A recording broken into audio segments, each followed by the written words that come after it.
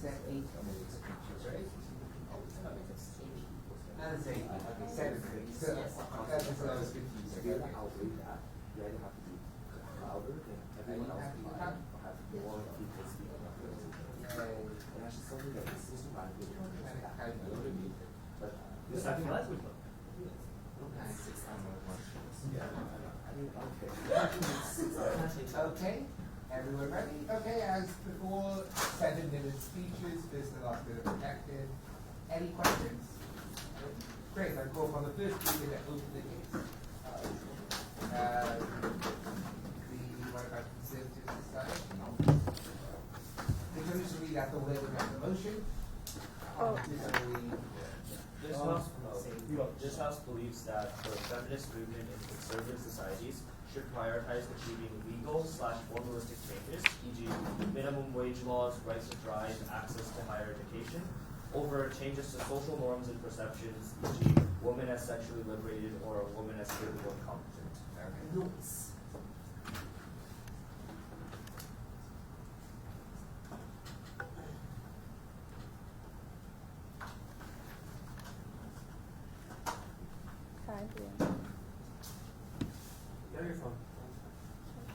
The feminist movement is one that is very complicated, has existed for decades, and has been trying to strive for change. What we want to talk about in this debate is which metric should the feminist movement use to prioritize its agenda in a way that, one, it achieves more success, and two, it caters to caters to issues that are more important, more pertinent, and more important to having women, to helping women as a whole. We think that the context in which this debate should happen under is threefold. Firstly, that there's already some sort of feminist movement that sort of exists, right? Because in very, very conservative, ultra-conservative societies, you're unlikely to get any feminist movement on either side. Secondly, we think that there's currently some unequal legal rights which exist in terms of minimum wage or type of education that men and women receive. We think this is important because the motion literally implies that there is some sort of legal change equality to be fought for. But thirdly, we also want to agree that we also want both sides to understand and agree that change is not impossible, that there are men in power who are willing to and are receptive to some degrees of change to make things more possible. And we think that because of this debate should be about how the feminist movement should prioritize its agenda in terms of the percentage and probability of success, as well as the importance of issues to women. There are three arguments I would like to forward in this debate, and if I have time, I'll talk about the third one. The first argument is the percentage of success and why it's going to be likely to be higher on our side. We think the percentage of success is likely to be higher on our side because these feminist movements just have simply more power to change legislation than they do have to change perceptions. We have 6 reasons for why this is true. Firstly, that politicians ponder uniquely to swing populations for change, and this is when you have small feminist groups in different regions that politicians are more likely to cater to them because vote is the biggest equalizer. That men and women generally have to vote, and politicians have incentive to do so. This is unlikely to happen on their side because they do not use politicians as instruments of change. They have no incentive to ponder and cater to politicians at all. The second reason as to why is that we think that we're more likely to unify the movement. As we all know, that perceptions of women, between women themselves and between men and women, are completely different. When the second wave of feminism treats men as like someone who's really, really bad, and the third wave feminism now all of a sudden wants to unify all women under this branch of intersectionality, we can see that this sort of perceptions is really hard to unify. And when you have one metric of success, and that is going to be some sort of equal minimum wage or a raise in the working conditions of men and women in society, we think that women and men are generally more likely to have an equal understanding of where the women's movement is at. This is uniquely important because once this sort of thing happens, we think that the perceptions of the movement as well as the perception of change is more likely to occur. This is unlikely to happen on their side because the perceptions that they are fighting for is likely going to be very different between women and women. We can't even define what sexual liberalization is between women, let alone define it to men. The third reason as to why is that we think that the perceptions of these rights are also uniquely important. That one, what we're effectively fighting for are rights that can be very easily characterized as humanitarian rights, because these are things such as wages, these are things such as working conditions that men and women can both equally understand. And because the female experience that the feminist movement has generally wanted to push, because using under perceptions is so hard to understand, we think that it's very important for this thing. We think it's very important that we are able to frame these sort of rights as humanitarian rights. This is important is because to the extent to which men who are in power can conceptualize and quantify the types of suffering that women are in, i.e. they don't receive enough wages, they're more likely to make a sort of change saying that, I think I understand what wage is, I want to change that. And we think that this brings men more likely to change a lot of things. The fourth reason as to why this is important is that we think this decreases the blame factor that the feminist movement has put on men because of the perception issue. Why is this so? We think that when you want to drive for some sort of perceptional change, you're likely going to draw on the line that men have been thinking about women in the wrong way, your perception is wrong, and you have to change. This sort of blame factor is very detrimental to the movement because in conservative societies where you have men in power, men do not want to be blamed, like no one wants to be blamed. And at the moment to which you tell men that they're wrong, you're making this a very confrontational issue that vilifies men in a certain way and makes them more unlikely to go for any sort of change on your side. And considering that men is the leaders of society in these conservative society, we think that it's much easier optic for the people to accept it's much easier characterization for the people to accept if it's just the government has to change something and the system is wrong versus that men is wrong. But before I move on, yes. So you never really explained what exactly your side looks like and what exactly our side looks like. So what are the mechanisms that this great feminist movement is using on your side to force Lima to change their policies? We think it's very easy what our side is looking for, right? It's what basically also the legal rights that you want to accept. These are like the anti domestic abuse laws, these are like better minimum wages, and this is done through the mechanism of just political lobbying and a lot of the things that other like movements and other blocs want to get their legal rights done. We don't think that's a really big contestation of this issue. We also need you to characterize what your movement wants to look like, right? The fifth reason as to why we think we have more successful change is that because legislation actually gives the movement more power in the future. And this is because once women receive a sort of equal education, receive the equal wages, they're more likely to pour things back into the movement, right? The moment to which you empower women to a greater extent, we think that it helps the feminist movement in the future. The fifth layer analysis is because of everything I've told you, we think that it's not only that women themselves are more likely to tolerate these changes, but men themselves also tolerate these changes too. And we think that we're better able to make society better as a whole. The second argument I want to bring to you is why these issues are just simply more important than any sort of perceptional issues they want to have. And this is under the context that if both sides were able to achieve what we have to achieve, why our side is still ultimately more important, and thus we win this debate. We think that one, because these issues are fundamentally humanitarian issues, and these are human issues that men and women can both agree upon. These are issues such as wage and education that every single human being deserves. This makes it very important for women because if women don't even have these basic rights met, we think it's very bad. But the second thing I want to talk about is why legal rights are the fundamental protection of women within society that simply cannot be ignored. This is to say that even if your side, you can have complete perceptional change, which is really difficult because it requires every single individual to have this perceptional change, women will have no institution to look towards you. They cannot report to the police after being domestically abused because there's no laws protecting them, right? But thirdly, under this, we also want to say that it creates a big deterrence factor in terms of society as a whole when you have a lot of men and women, or when you have these legal institutions being able to protect women.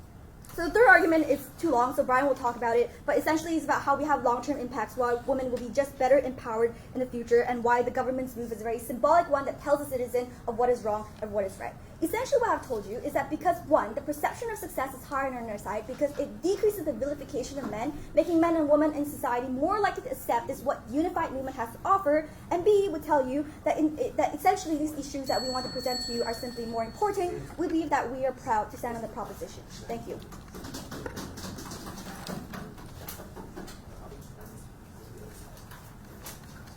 Thank you very much for that speech. I call for the please lead the board.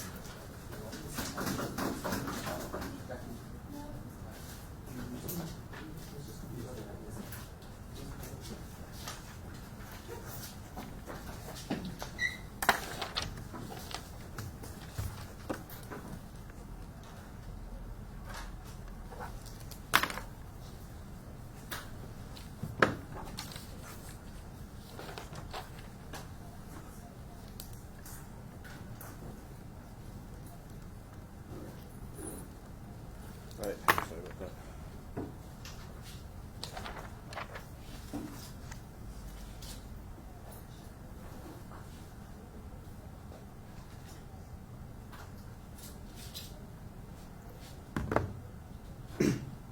All right, we good? Yeah. The problem with that case is it assumes that the legal structures and institutions within these most conservative of societies are incredibly strong. It's one thing to get de jure elevations to equality. The problem is how those laws are enforced, and it is unlikely that the conservative people responsible and complicit in the oppression of women are likely going to accept and adhere towards the laws that you want to change most. We're going to forward two arguments. Firstly, that challenging laws ultimately harms the movement and why the comparative is more likely going to beget the enforcement of better laws. And second of all, the internalization of harm within women themselves and why it makes it more likely that those laws aren't going to be enforced. Before that, what is our stance? Two parts. First of all, we would support shifts in social perception. It is true, it is tough to change social perception, but we would point that there have been many examples and structural reasons as to why governments are willing to co-opt those movements. Take, for example, Bollywood films like Secret Superstar or Dangle, adopted in India, which sends a satirical message towards the patriarchy that shifted patriarchal norms within India there too. Second of all, I would point out that none of these mechanisms are mutually exclusive. This is about a prioritization, and given their characterization that social perception is incredibly hard to change, we need to spend the bulk of our time on that. So, before my arguments, two broad pieces of rebuttal. First of all, they said that politicians have an incentive to cater towards laws because politicians cater towards swing populations.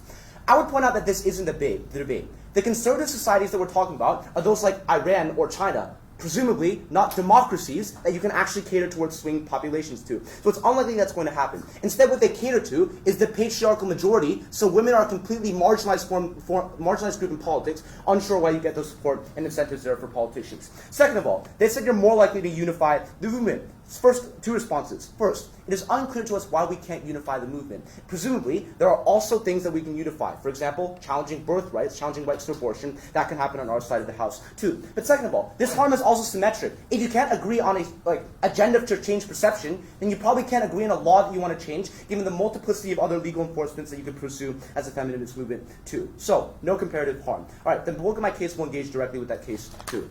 First argument, then, on why challenging laws harms the movement.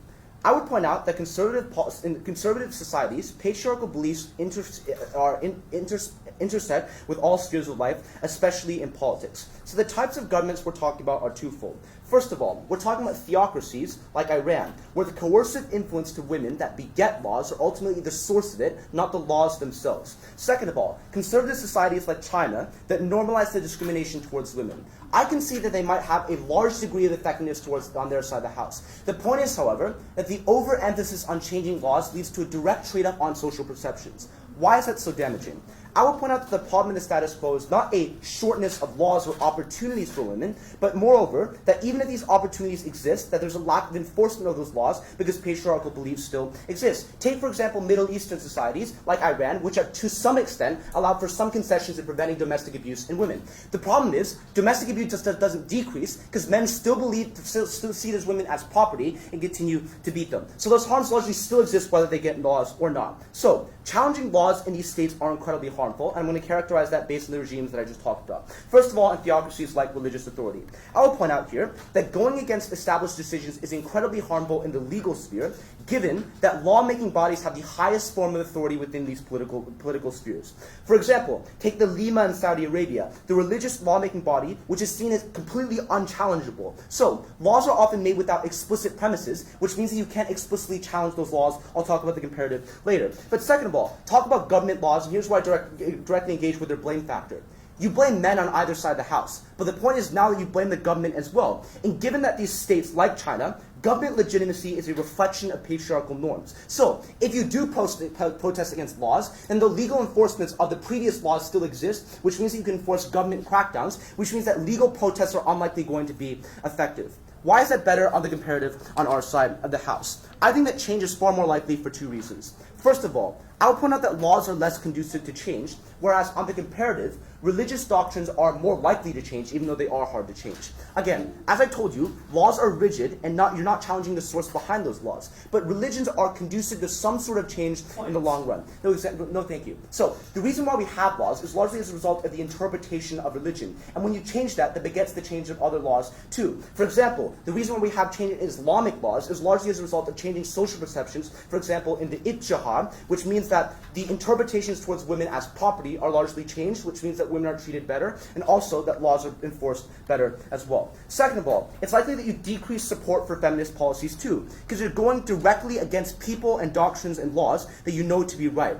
The comparative is, no thank you, where you're more likely to have that co-opted by the government. Because when you change perceptions, you give them an incentive to change laws too. For example, the Chinese Communist Party co-opted the feminist message from Chinese feminists within China that women weren't meant to be mothers, and what that led to were more generous policies for maternity leave. I think that political activism is far less likely to happen on your side of the house. Before that, yeah, sure.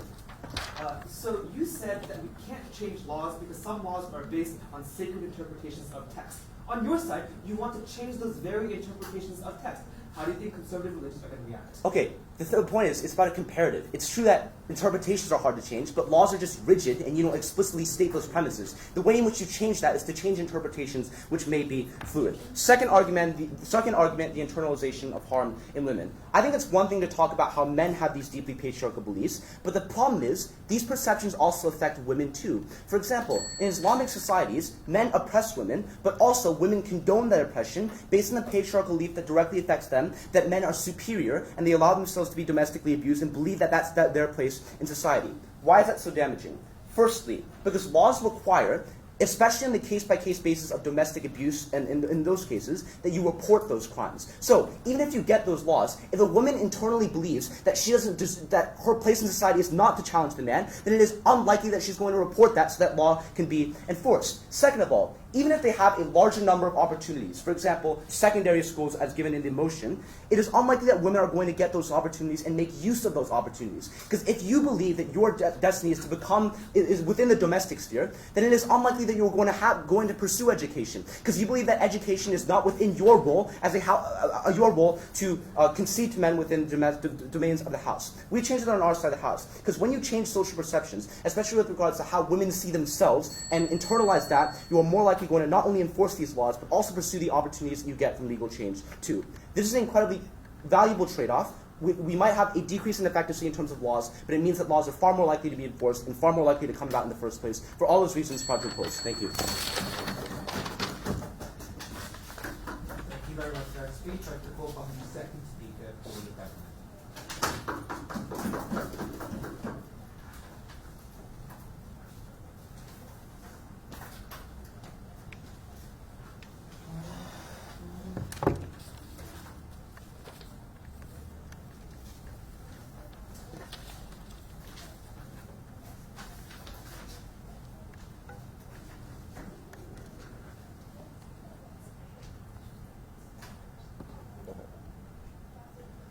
I'm going to talk about two things in my speech. Firstly, I'm going to talk about the probability of success, that is to say, with the limited resources of feminist movements within conservative societies, what areas are we able to actually affect change in? And secondly, I'm going to engage on a probably slightly hopeful comparative where if both sides are able to achieve our means, which side is going to paint the better picture at the end of the day, even though we would say that our picture is much more likely to materialize than theirs. And within that, there's going to be some new substantive from second speaker, right? So firstly then, let's address the issue of probability of success, right? Because Grace gave you 5 reasons why it's probably a lot more likely that political change is going to happen. Lyndon responded to 2 of them, and mostly quite dismissively, right? So I'm going to engage in the responses they brought to us, and why at the end of the day it's still more likely that we're going to succeed on a political level. The first thing that Grace told you was the idea of voting equality. That is to say, the point at which if every individual is able to cast 1 vote within a country, it means that they are going to be treated equally, irrespective of who they are or what background they come from, because politicians have equal incentive to pander to any specific individual because they quantified the same amount as voting. The only response we really heard from Lyndon is sometimes these conservative societies aren't really democracies. The first thing to note there is that means he probably just implicitly concedes that in all democracies, we probably are going to be at least marginally better than them when it comes to success. But secondly, I just want to really engage in what these non-democracies actually look like, because I don't think it's really strategic for them to engage the vast majority of their contextualization on theocracies and heavily religious conservative societies. Why is that so? If we really look at the comparison between religion and politics, I would probably submit that politics politics tends to change a lot more. And there's two reasons why this is so. The first reason is that religions tend to be based off of patriarchal norms that have existed off of hundreds of years, right? There are people who, like, the entire hierarchy of power within religions are controlled by individuals who have patriarchal norms ingrained within them, and they're willing to defend these norms. Why is that so? Because going against the norms that they've been taught is going to be something that is literally sacrilegious, or against the word of God, and that is an ultimate superior concept that overrides any other factor when it comes to their calculations, right? Compare that to what Lyndon used or tried to use as analysis. In his words, directly quoting, was the reflection of patriarchal crackdowns within the government, right? So he conjured up some type of norm of people trying to stick to previous laws existing. But I think the fundamental difference here is politics are always geared in a way that legislature can be changed. That's why you always are electing legislative bodies that have the ability to constantly create new laws and to change laws, right? So the entire system of politics is designed to be able to change to the opinions of the people. Religion, on the other hand, is something that is entirely hierarchical. That is to say, the people within the religious circle are able to control whatever they've had, and their power is almost always based off of tradition, and their legitimacy comes from the fact that they repeat the ideas that have existed for long periods of time. That means, at the end of the day, that the ideas that come out of theocratic countries or countries that are mostly dominated by religion are probably countries where social change is almost never going to happen, whereas legal change might be able to happen, right? Even within Saudi Arabia, there are, for example, the elected majlis, who are people that are able to be voted in by the people in general. Now, Matt's probably going to come up and tell you why, the supreme leader has so much control, and Khamenei can actually make sure that the Guardian Council prevents the majlis from ever creating change. But the fundamental difference there is, even though there is a marginal amount of democratic control within Saudi Arabia, we would say that is marginally more control than the people who are not part of the religious hierarchy have over the religious doctrines that are being pervaded over the country. Second, before I move on to the second thing, sure. You just said, and I quote, laws change based on the opinions of the people. So, if the opinions remain patriarchal, how are you going to change, enforce, or even govern? Oh, okay.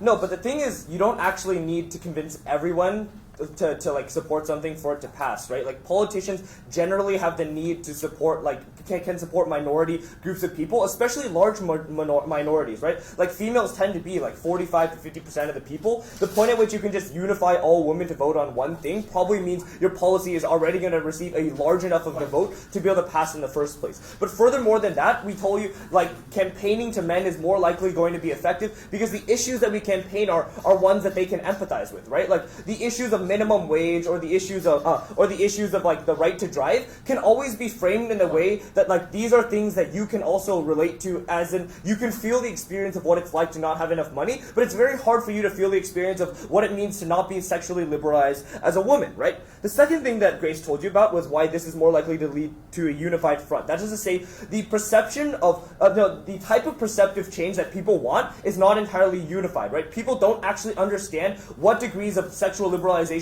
they want. Some groups of feminists believe that they should stay in households, that you shouldn't be allowed to become a prostitute because that ruins the image of other women. Whilst other people say that everyone should be allowed to do whatever they want and you should be able to sexually embrace whatever mode of operations that you want to choose to do so. The problem then is that when you try to create perceptive change, you are unable to find the equal ground or the homogenous grounds that all people are willing to advocate for on the same basis, right? And the difference here is that when Lyndon tries to say that there is a lot of policies for you to pick on, at least when you're trying to pass a specific policy, everyone agrees on what that change is likely going to look like, which is earning more money for minimum wage jobs. Furthermore, Grace gave you analysis on why this is easier for men to empathize with. We really heard no response. And we gave you analysis on why this puts the blame on men. No response. Why this is more likely to be tolerated by men. Also, no response, not at this time.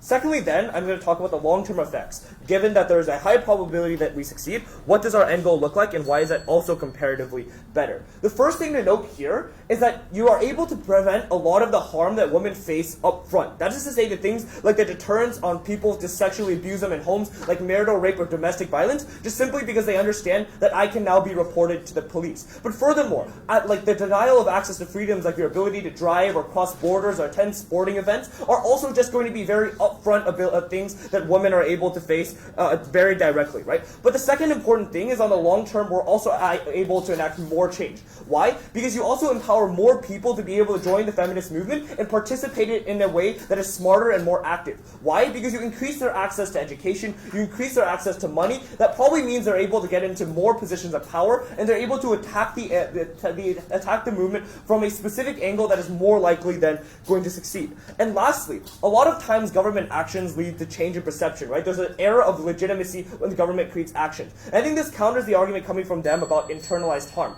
Because at the end of the day, you get your actions are legitimized by the government condoning them, but furthermore, it's really hard to see why someone is going to be so internalized that they're going to refuse a pay raise from their boss, right? Like, at the end of the day, even if you view yourself as inferior, you'll take the extra money, you'll take the ability to go into education. We think at the end of the day, you help women on our side. We're very proud to propose. Thank you very much for that speech. I call on the second speaker for the opposition.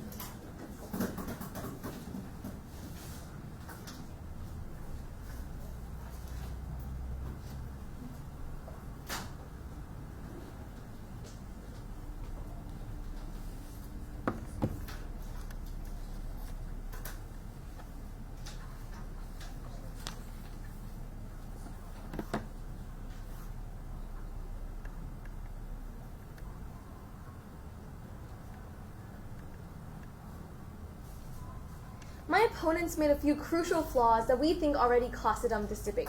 First, they presume that there is a high chance of success, which they never proved when we asked them what the mechanism for this method truly is. But second of all, we told you, even if you get legal change without the perception change to actually enhance enforcement of these type of legal change, these changes are useless and will not change women's life at all. They have no engagement from the beginning. We tell you we're the ones who actually practically improve women's lives, and that is why we take this debate. 3 things in this speech. Firstly, addressing their entire case on the chance of success, proving to you why perception change has a higher chance. But second of all, to tell you why even if there's a lower chance of success, legal change creates absolutely no tangible benefits for women, whereas perception change actually is fundamental for anything that we want to do for women. And thirdly, addressing why they worsen the problem, and that is why we take this debate. Firstly, on the chance of success. We think they gave like 6 reasons, which is like a waste of time to one by one address, but broadly speaking, all of the logic sounds unrealistic and counterintuitive to begin with. Let's find a few examples, right? They say politicians want to garner votes. Look at the status quo. Who's voting? Men are voting. Men who believe women don't get to vote, so they stop women from voting even if it's a legal thing. They keep them in the domestic sphere and at home, no thank you. And that is why women are actually not going to be able to go out and vote. So the majority of the voter base are men. So in their case, these people will actually support, like,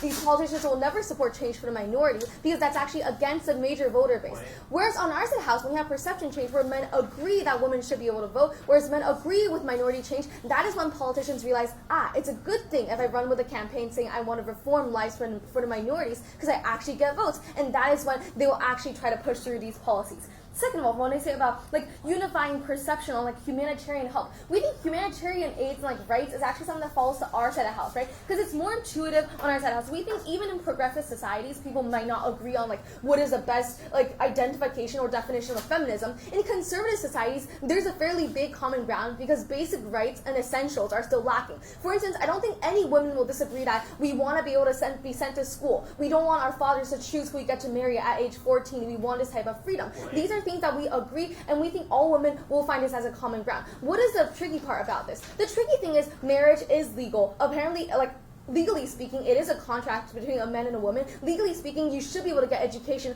What's stopping you is family and yourself and all of these social factors that are resisting you from pursuing this type of change. And that is why we tell you perception change is the solution to that, not legal change, because these laws already exist. They're just not being enforced or enacted, and women are not using it for their own rights. We tell you the structural reasons they presented didn't make sense. When we POI'd for a mechanism of how they're going to create change, there was no response, and that is why they fall. Whereas on our side house, Lyndon told you there's a mechanism for change. We told you media about feminist movies are actually being recognized in India more and more, changing men's perceptions because they're proud of it as like an international recognition of Indians' like artistic value and stuff like that. And through that, there's this rationalization of how the feminist message may actually be right. They're going to be positively influenced. We tell you we gave you a mechanism. But 2, we want to tell you that legal change is impossible unless there's any perception change. Because of these religious institutions, when you change law, you always go back to the text, the religious text that these religions follow. The thing is, these texts are dead and rigid and you can't change the terms just because you want to. It's up to the interpretation. As the second speaker on their side said, it's up to the opinions of those interpreting the text. Then we tell you that if that is the case, legal change is entirely based on whether or not you can shift the mindset of those who are making the laws and enforcing the laws, and in which case perception change should precede legal change because that's a mechanism towards legal change on their side of the house. But let's address their best case, right? There's a lower chance of perception change in their best case scenario, but we still tell you more legal change is useless unless there's perception change because that is what's fundamental. We think if perception change is what's going to bring about any effect, then it is a change that we should be pursuing. Because the thing is, there are laws that exist in India that says women can get a divorce. In fact, in bigger cities, that is what women are doing. But women are stopping themselves for 3 other reasons. Yes, sir. What's the point of changing the perception of women if companies are still legally able to, e.g., like not pay them any money when they're working, or they're still not allowed to drive around on the roads or go to get an education as a whole? Firstly, even if you pass a law saying women are allowed to drive on the roads or leave the house alone, the men in the family, the husbands, will stop the women. So we don't understand why pure legal change leads these women actually enacting these rights. In fact, women need to believe they have these rights to reach out to legal authorities, and that comes from them shifting their own perception of themselves, saying that I deserve this type of empowerment and I deserve to go out. But 2, we think that when you create perception change, all of these policies that they want to talk about, there will be people automatically pushing for it because people will suddenly believe that women deserve more rights. So if you change perception change, that's when you get more group of people saying, yeah, this is something we should do, more support for all the policies that they actually want. We take that as well. Okay, so why are women not actually using the laws and the rights that they currently have? It's because 1, families resist them. When women say I want a divorce, their own fathers and mothers will tell them this is not something you can do because that's literally not what being a wife is. You're supposed to obey to your husband, and that is why even if they have this right, they don't reach out. What will change this is changing the perception of the father and mother who are stopping her, right? To say that you need to tell your daughter that you deserve these rights, you deserve to be empowered, you deserve to be respected, and that is how we get this enactment of this type of protection. 2, the internal suppression that women place on themselves when they think this is literally their job to be a wife and to obey, and this is not something special, this is not something really bad, it's just how the society works. That is when they don't reach out for help. If they change the perception of themselves, this will be changed as well. But thirdly, enforcement of the law. We think passing a law is the easy part. Making it enforced is harder. When women reaching out to police and police are refusing to help them because they have those sexist views, the only way for you to make sure this police actually helps the woman is for you to change the views of this police, and that comes from a social change of the narratives as a whole. They say, right, they're going to get better movement on their side of the house because suddenly they're going to be educated people. The assumption here is that when you educate these people, they already believe in the feminist movement, which is what we're calling for, to change the perception and beliefs of these people, right? We think even if they're educated, if they don't believe in the ideologies of feminism, they're not going to contribute to the movement. So the crucial part of their link is that we actually convince them and change their perception and make sure they want to support the feminist movement. But worse even, they worsen all the problems that women currently face. Because when people disagree with these laws, or people think that men are scared because these laws that before entrenched their power are suddenly working against them, they're going to try to enforce this on their own to make sure they're still protected and empowered. That is when issues like domestic violence, blackmailing, and threatening and intimidating in a home begins to happen, and when they track the women to make sure they don't actually get more power and against their authority and stuff. And that is when women are in even more danger because of this type of oppression. We think an analogy of this was when the African Americans were granted rights, right? In the beginning, they were granted legal change, complete legal change, but the society didn't believe in them. That gave rights to the KKK, intimidation at the ballot box, and that made African Americans live in danger and threat every day. What happened later was that the equal rights movement started to emerge. People started arguing for perception change, and later, that is when people at the ballot box, officials and police actually started enforcing the laws that gave protection to African Americans, and that is how they gained more equality. Legal change is entirely based off of perception change, and that is why it takes precedence. So proud to oppose.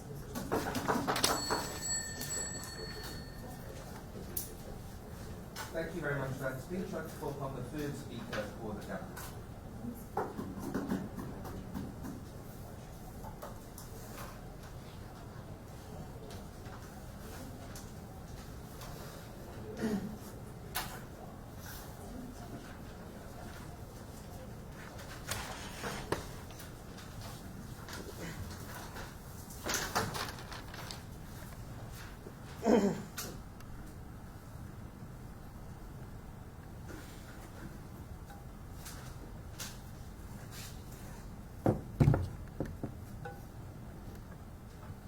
It has never been a legitimate debating strategy to get away with rebuttal by shifting the context to hyper-conservative context, because in societies where women aren't allowed to be let outside to vote, there won't be feminist movies. There won't even be feminist actresses. And these people presumably won't even be allowed to campaign. So if they try to use all the rebuttal simply by saying, oh, but men are so bad in these contexts that they won't even let them out of the house, the men won't let them out of the house, they won't let them campaign either, this is not a legitimate debating strategy because they're engaging in contexts that don't change on either side of the house. And I think that's important to note because that was basically 70% of all the rebuttal. The rest was also flippant, but I'll respond to it anyways. 2 points in contention. Number one, on which side are we more likely to succeed? And secondly, what are the impacts on women? And the first thing I just want to talk about is a comparison about whether or not it's easier to change legislation or to change, as they say, like legal, or sacred texts or religious texts, which are their main mechanism of change, mind you, unless they talk about something new and author. So, here are a few reasons why it's much harder to change religion. Number one, in theocracies, religious groups literally are more powerful than governments. If you look at places like Iran, which are their examples, the people in power, and the people who control the supreme leader, are literally religious elders. So no, it's a lot more difficult. The second thing to note is that attacking a religion is often tantamount to attacking the identity of individuals. So if you say, no, you should change the way you interpret religion, the way you interpret religion is wrong, people associate that attack on the religious text as an attack on who they are, fundamentally speaking, which is horrible because they care so much about religion. Thirdly, because religion is often traditionalist in nature. It plays on deriving its influence and authority on traditionalist texts, which is why it's very difficult for it to ever change. And this means that people are not receptive, and religion is often ossified in nature. The fourth thing to note is that in countries that they're talking about, there are theocracies, criticism of religion is oftentimes illegal and will get you killed, right? If you look at places like Iran, there's literally Sharia law. So if you try to say, oh guys, let's change the way religious texts are interpreted, you'll literally get stoned to death, right? So nothing changes on their side of the house. What did they say on the comparative? They gave one line of analysis, which was laws are more rigid. First of all, have you ever heard of new bills? Have you ever heard of amendments? This is an assertion that's simply blatantly not true, because we change laws all the time. And the reason why we can change laws is because people don't have a sacred fundamental identity attachment to laws. They don't have that type of attachment like they do on their side of the house. And that comparative was far better. But ultimately, we said legislation was far easier to change because you can change perceptions too. So what did we say? The first thing we said was the idea of framing. Note that on our side of the house, we can frame issues in an amenable way for two reasons. Number one, because men can actually understand what we're talking about when we frame issues in a humanitarian light. All people can kind of understand that you should deserve equal pay, that you shouldn't be discriminated against. On their side of the house, when they're talking about things like sexual liberation that is specified in the info slide, men are going to trivialize the movement. Why? Because the actual issues women face are not something men can conceptualize, but also something that men won't be able to understand because they'll be reduced in the way they interpret it. This is important because you trivialize the movement as a whole, and men don't care at all. The second thing we told you was that we're less confrontational. Note the fact that if you have rhetoric that talks about changing perceptions of people, this rhetoric inherently blames men. The reason why this is the case is you try to change the perceptions of men, and by the converse of that statement, you are implying that there's something wrong with the current perception of men. This is bad because it's better to blame a system in general, to say the system is outdated, and to say we should reform the system and we should all be progressive. This is comparatively better. And it's not true for them to say criticizing the government is worse. Because if you think about it and you use their own line of analysis, it would be better to criticize a government and to get people to change the laws of the old government compared to saying everyone in society right now is wrong, you have to change your views on the idea of perceptions. They're clearly more confrontational, which prevents men from buying into the narrative of feminism on why it's important in the very first place. The second thing we told you was that the movement fractionalizes to a large extent. The reason why this is the case is because oftentimes perceptual change creates disunity. Why? Because there is no universal conception of what a woman should be seen as or how they should be perceived. If you even look at second and third wave feminism in the Western countries, they severely disagree on whether or not a woman should be in a certain way or should act in a certain way. And all these are crucially important because in countries that are developing nascently, that don't have strong feminist movements, often the most important thing is reaching a critical mass of feminist support. Why? Because women are often reluctant to actually join these movements in the very first place. You need that buy-in power, and you can't get that buy-in power when you have a divisive message. On our side of the house, yes, sure, there are a lot of laws to change, but people can usually agree on what laws to change. Why? Because no woman in the right mind would say, I should be paid less than men. Equal pay and equal employment and non-discrimination are all examples of laws that everyone can fight for and are universal in how women actually think they're important. And this is crucially important because it means you unify the movement on our side of the house. Sure. Yeah, I think that a lot of people agree on general broad goals like we want to help the environment or we want to help women. Yet, even in functional democracies, we can't agree on what policies we should get to solve those goals. Why would this function better with a weak feminist movement pushing for a single goal? Very simple. If a feminist movement clearly lines out its goal and how it's going to achieve that goal, then it's ultimately going to achieve that goal better than on your side of the house when the feminist movement can't even agree on what goal it wants to set, right? So we have a goal set on our side of the house at the very least. What did we tell you then? We told you that if we have a goal set, you can actually change politics for two reasons. Number one, because lobbying power often is very simple. You can just get some money, you can build money from supporters and donations, and then use that money to actually lobby politicians. Secondly, politicians pander to swing groups. Why? Because often the majorities are already set in particular partisan interests. So now there's an incentive and a race to the bottom, which means you want to cater to minority and swing groups. This is good, because often women are those swing groups. Their response was basically saying, well, we're talking about autocracies where women can't even be allowed to vote in the first place. First of all, sexism also exists in democracies. And that's important to note, because the context isn't just theocracies or autocracies. Second thing to note, if the context is so bad for women in these instances, it's extremely unlikely they'll ever receive change. Like, they keep saying you need to change perceptions to change legal rights. But did they ever give you a reason why it would be likely on their side of the house they would actually change perceptions? No analysis down the bench, and I think opt-out's a little bit too late anyways. Finally, let's talk about impacts on women. And the most important thing to note is this debate operates on a spectrum, because not all people are hyper-conservative in societies. Some people are more and some people are less. But the crucial thing to note is if you don't have legal checks in place, the people who even want to be a little bit more progressive don't have the liberty to do so. They can't let their wife drive, they don't want to give it a shot, because the laws literally prevent them from doing so. The second thing we told you was that governments shape public conscience through the enaction of policy. Number one, because they are a strong moral signal and what people should believe. Secondly, because laws often shape the morals that are on an intergenerational level. Often the earliest conceptions that children have of what right and wrong are what's illegal and what's not illegal. This is really, really important, because when governments are able to shape public conscience, it means we also co-opt all of the benefits on how you can change perceptions. If they say enforcement is the issue, we don't think this is the case. Why? Because people generally obey laws, not because they agree, but because there are legal consequences to not obeying laws. This is really important, because this is how laws are generally perceived in these societies. And if we can co-opt the powers that are generally attributed to laws as a symbol to inspire people to obey those laws, that's very, very good. Because people respect law. People respect government. And if you have that government, it's not up for them to say it'll never be enforced. Because there are clear incentives, like deterrence, like the fact that you might be thrown in jail, that prevents actual enforcement. So on our side of the house, because we truly helped women, and also because we were actually likely to succeed, very happy to propose. Thank you very much for that. Please welcome the final speaker for the audience.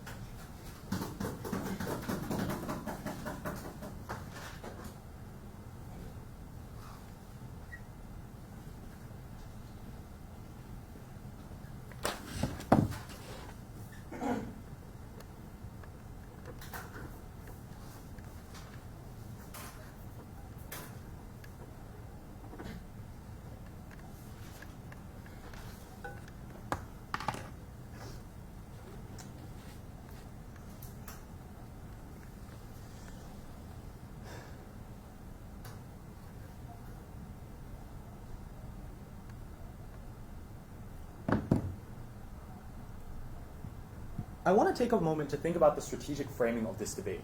Because if they, somehow, through some unknown mechanism that they never laid out in their first speech after a clarification, or in their second or third speeches, somehow get enough people to pass some sort of legislation, and that legislation never works because women never feel the need to exercise it, and because the auditors, the police officers, the people that are going through the companies, and the bosses and the educators do not feel the need to enforce it, then that policy is really a hollow policy, and you haven't actually enacted change. In fact, in the meantime, you've probably actually just destroyed the feminist movement in that country. The first thing that I want to talk about very quickly is the context of this debate, because we accept that yes, maybe we are not talking about the absolute most conservative societies in every single case. We didn't just talk about the absolute most conservative societies in every single case. We talked about a range of cases, from Iran to Saudi Arabia to China. We talked about India as well. They gave literally no examples outside of this, so this strange democracy, which is very conservative, doesn't give rights to women, was literally never brought up on their side of the house. I think that's a little bit of weird framing. If they want to bring it up in reply, go ahead.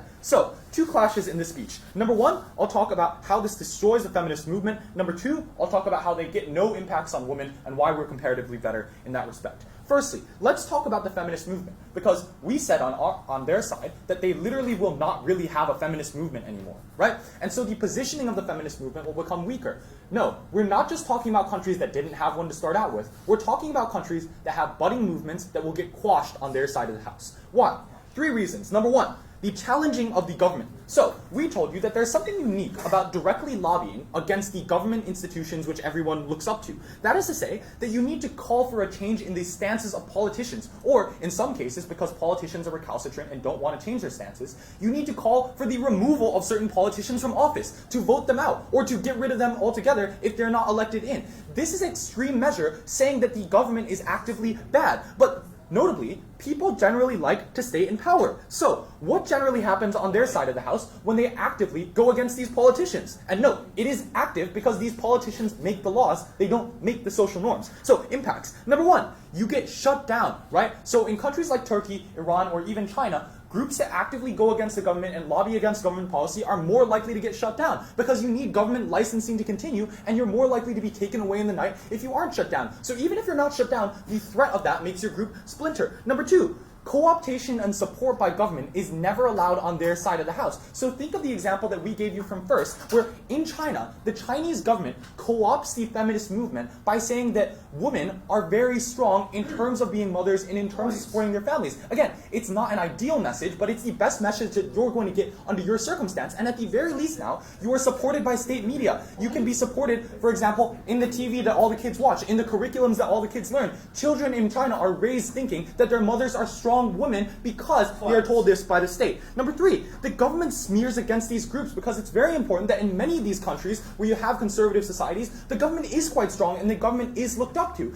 And so insofar as the government is going to smear these groups and these groups are going actively against the authority that children are raised thinking is infallible, that's going to be very bad. So yes, I think that we're going to be generally bad. What is the comparative? I think that the comparative is that on our side, you can support general and broad ideals that may not be completely aligned with everything the government would believe, but are not actively going against the government. So, for example, you don't need to challenge abortion policy in China or challenge a pay policy in China to say that mothers are very respectable and we should care about women in society. These are broad societal messages which have led to better treatment of women overall because people care about their mothers and want to support them, but do not require the changing of laws. Second thing, challenging religion. So, religious law is often made in a black box, and this is the context that they missed out on, because it's not actually justified, because much of religious law is justified on the basis that these scholars are more educated than you, and therefore they have the ability to interpret the Quran or interpret Sharia law better than you. And therefore, law is very often not justified,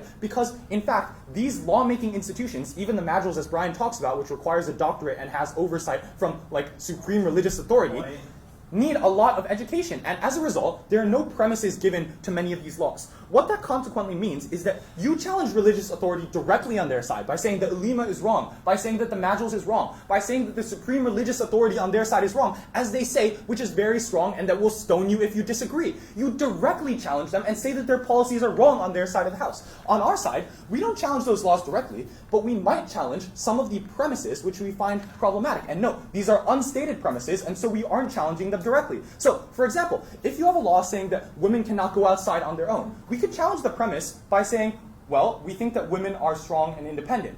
But on their side, they would have less of a problem with that because they might just justify it by saying, well, women need support and protection, both of which are good things on our side of the house. So the principle of ijtihad and the reinterpretation of religious texts is exclusively available on our side of the house. Because if they try to use it on their side, then they would be trying to override the supreme religious authority, which is seen as so powerful on their side of the house. So the comparative on our side is again better, even if not perfect. No. The final thing to talk about is women and why they don't buy into your movement on their side of the house. Because as we stated again and again and again, if you get these women that, again, many of them believe deeply in this religion, believe deeply in the government, will not support you on their side of the house because now it is seen as a choice between your government, between your religion, and this strange feminist movement that is pushing for change. That's much worse on their side of the house. Happy to take a POI.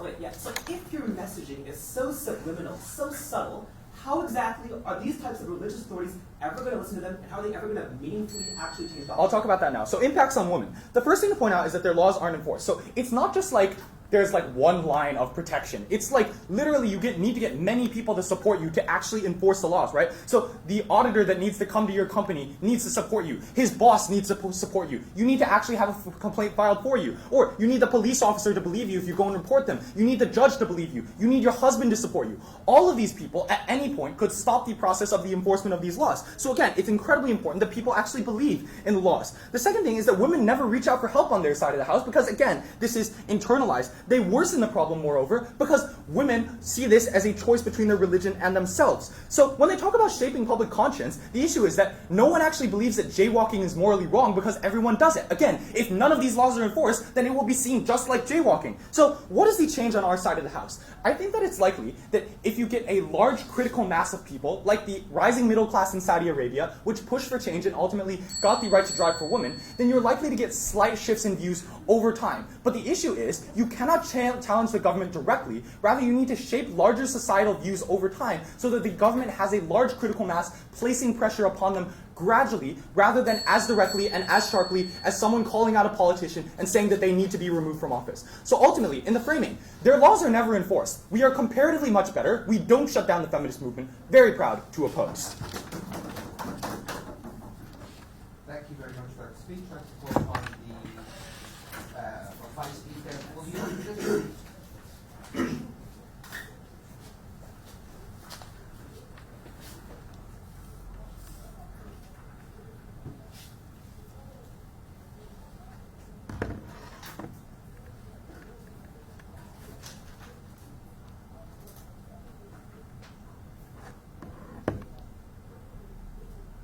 From first speaker, we told you that it was the reality that when laws do get enacted eventually, in the best case scenario, that they wouldn't be enforced. And that true is a very neutralizing claim. But we also told you that they had a negative harm on their side of the house. That at least we did not fracture that movement. We could persuade some subset of women that they did have rights and they were able to rally for that. They completely damaged that, and they perceived this movement as an incredibly radical one that does not get any sort of change. Before I get into my clashes, I first want to clarify the context of this debate. We weren't debating hyper-religious context, but we instead chose nations and examples where there would nascent feminist movements. Nations like Iran, nations like Saudi Arabia, and like China. Given that those feminist movements already exist, it's about optimizing them in those conservative societies. So, I have 2 points of contention. First of all, on the likelihood of change. Second of all, on the magnitude of change.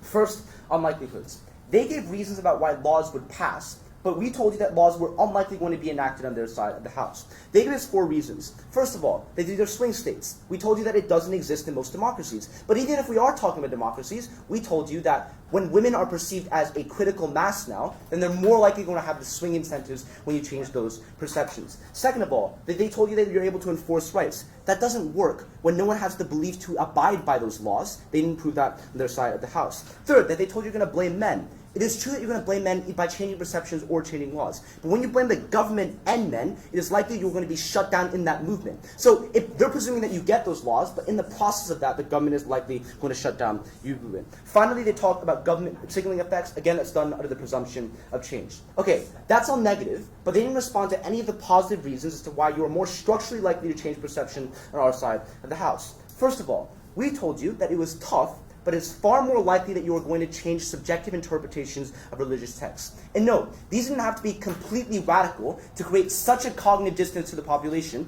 that we could send moderate messages that were carefully chosen. For example, like the ones in the Bollywood films and the messages co-opted by the Chinese Communist Party too. So it's based on existing beliefs, but twisting those beliefs in ways that are more likely to get policy enacted. But second of all, we told you that movements are more likely going to be co-opted, and when those movements are going to be co-opted, then you're more likely going to get that legislation. So it all becomes what you get first. If you get legislation first, that legislation is not going to be enacted. But if you change social perceptions, you're more likely to going to get to the laws because of the strength of your movement, and it's far more likely. So because we changed those perceptions, and because we gave you structural reasons as to why change is more likely on our side of the house, we win that clash.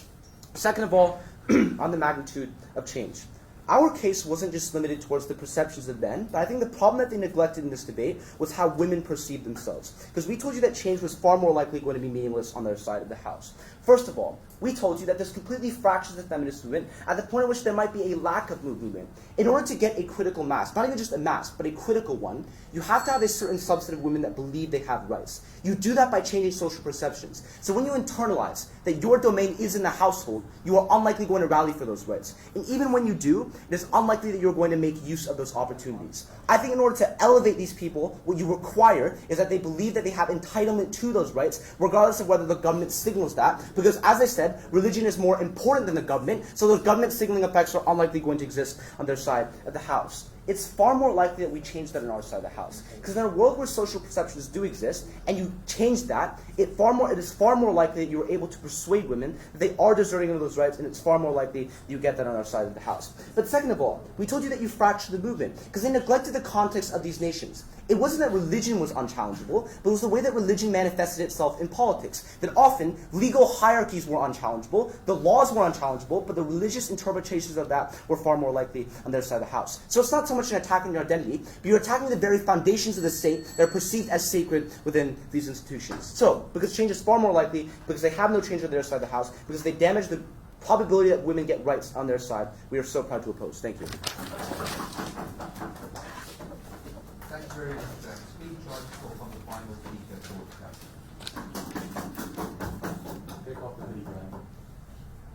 Normally, I don't like to respond to arguments or cases that come out of op block, but I'm just going to do so in this debate because I think it's actually quite strategic for proposition to accept all the new material that came from op third and op reply, right? Because fundamentally, if we were to really look at what their case looks like at the end of those two speeches, you have to really look at the comparative that even they are offering us. Because on one hand, they tell us that there are certain laws that are going to be passed, but they might not be abided by every single person. Yet at that point, they've never engaged with the spectrum of individuals that probably exist in these societies. But furthermore, it's important to look at what they wanted to support at the end of their case, right? Because they were willing to support the most subtle of nuanced perceptive changes that are co-opted by sexist governments and used to reinforce patriarchal norms. If the extent to which they want to defend feminism is the Chinese Marxist government feminism that reinforced the idea that women can only ever stay in the home, I would submit that that existence of the feminist movement in and of itself is probably something that we would rather not have because of the counterproductive nature in terms of forwarding the patriarchal goals rather than the feminist goals. But if we were to actually look at this debate,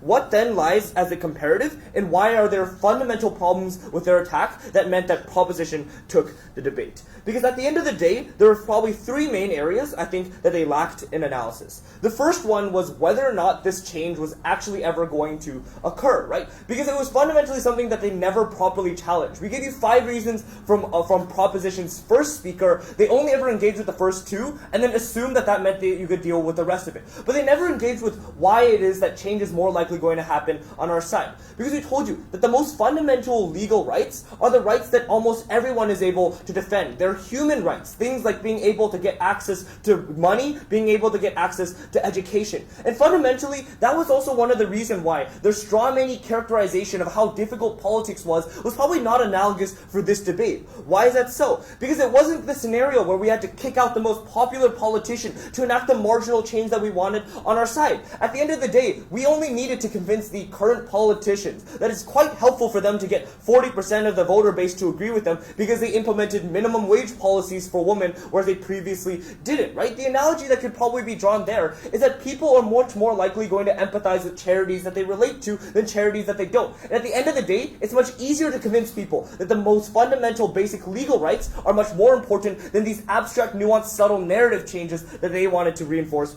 on their side. But furthermore, when it came to the divide in the context that they talked about, right? Because then they drew a comparison between politics and religion. And we told you that religion tends to be quite hierarchical because the power that they have is resides on the idea that they're able to reinforce traditional beliefs that existed over the past centuries. That all the people who elected them in the past are the reason why they have power now, and because of that, they reinforce the same values that they had in the past. And it's not enough to just randomly assert that laws can sometimes be quite rigid. Because in the instances where laws are rigid, then the religious structure there there are probably also very rigid, given that these theocracies are religiously run governments, right? But furthermore than that, we told you why the benefits on face are already going to be more important, right? Because in Op Second, they already concede to us that one of the reasons why they want social change is to implement legal change in the future. But the problem with that is they get the benefits much later, right? We told you that there's an important urgency to the fact that you can get minimum wage much sooner. You can get access to education much sooner. And it's not enough for them to say that some very, very conservative sexist parents are going to resist. Because those same sexist conservative parents are also going to resist some type of narrative that comes from a feminist movie. They're still going to prevent your child from watching that movie and being indoctrinated in this Western ideal of feminism. But what's much more important is when you have the legal basis, not only is there an implicit legitimacy that comes from government action, but you also enable people who are already on the edge, right? The more moderate people who aren't the most severely hyper-conservative people to accept the fact that change can happen, right? Like, internalized harm at the end of the day is much more likely going to prevent you from accepting some new Western belief than it is for you to accept the new pay raise that your boss offers you because it's mandated by the government, right? So we think fundamentally we're able to target the areas in which need is most likely going to be addressed rather than hoping that you can change long-term like nuanced values that are probably so stuck that they're never going to change in the future. We're very proud to propose. Thank you, everyone. Wait outside. I'll chat to you in a moment.